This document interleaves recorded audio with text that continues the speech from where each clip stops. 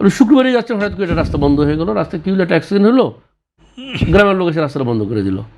তাহলে এই যাত্রীদের কী অপরাধ? অপরাধ তো একটা ড্রাইভার বা একটা কেউ করেছে, কিন্তু যাত্রী তো কোনো অপরাধ করে নেই। আমাদেরই একটা বন্ধু ঢাকার আশেপাশে, নামটা বলছি না, একটা রিসোর্ট করেছে, অনেক পুরাতন, বেশ বড় রিসোর্ট, অনেক টাকা খরচ করে।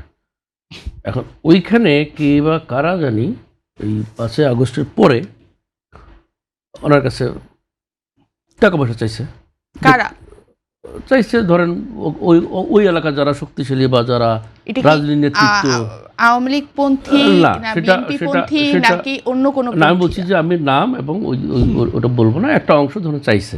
এখন জিনিসটা দেখেন, উনি রাজি হয়নি নর্মালি, যেহেতু দুজনে বিজনেস করে, তো উনি বিজনেস করে, উনি বিজনেসম্যান, উনি জমি কিনে। এখন যখনই টাকাটা পাইলো না, এখন কি বললো যে এই রিজোর্টে অসামাজিক কার্যকলাপ হয়।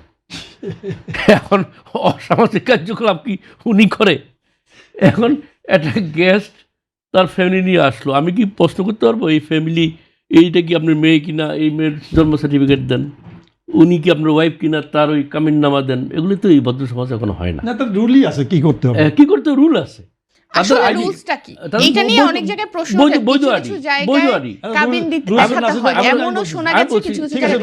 রুলসটা কি? আমি বলতেছি আপনাকে, এটা হচ্ছে বৈধ আডি। আমি গেলাম, ধরেন আমার সাথে আমার ওয়াইফকে নিয়ে গেলাম।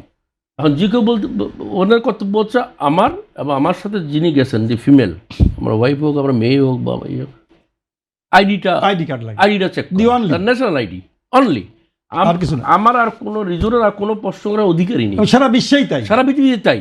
তা আপনি কেন তাকে অন্য প্রশ্ন করবেন? তাহলে কিছু কিছু জায়গায় যে কাবিননামা চায়, এটা অন্যায়, এটার সাথে অ্যাকশন হওয়া উচিত। এটার মধ্যে আমরা সরে আসতেছি আমরা। এটা কিন্তু ছিল, কুয়াকাটা তো ছিল এক সময়, এমনকি এমন হয়েছে বিয়ের ছবি দেখাতে হয়। হ্যাঁ, এখন এগুলি না, এগুলো বিচ্ছিন্নভাবে হয়েছে কখনো কখনো, কিন্তু আমরা কিন্তু প্রতিবাদ করেছি সব সময়। আপনাকে আইন মানতে হবে, আপনাকে আবেগ দিয়ে চলবে না। তো ওইটাই বললাম যে তারা যে কথাটা বললাম, শেষ পর্যন্ত কী করলো দেখেন, একটা মোটামুটি নিউজ টিউজ করলো যে ওখানে এরকম কি ওই যে অসামাজিক কার্যকলাপের জন্য ওখানে জন অসন্তোষ। আচ্ছা, সরকার এখন যেহেতু একটা কালচার, সরকার যাইয়া ওটাকে সরকার যে প্রপার যে স্টেপটা নিবে সেটা নিয়ে অনির্দিষ্ট বন্ধ করে দিল। আরে ভাই, এত বড় একটা রিসোর্ট, 500 বিঘা জমির উপরে, এটা যে মেনটেনেন্স কস্ট, এটা যে কর্মচারী, এগুলো যারা চালায় তারা বুঝে, সে কি তার কর্মচারীকে বলতে পারবে যে তোমরা নিও না? এখন এই যে ওইটা এটা কি আপনাকে বললাম যে এই জিনিসগুলো হচ্ছে, এটা শুধু একটা উদাহরণ দিলাম, এরকম আরও কিছু কানে আসতেছে দেশে বিভিন্ন এলাকায় এগুলো হচ্ছিল।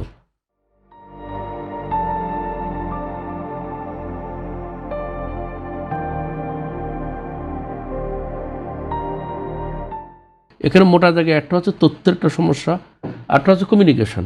আপনি দেখেন, আপনি ঢাকার বাইরে কোনো রিসোর্টে যেতে পারবেন? তারা আপনি নেভার নো, যে কোনো কারণে হঠাৎ করে রাস্তা বন্ধ করে দিচ্ছে। আরে ভাই, প্যাসেঞ্জার কী দোষ করলো?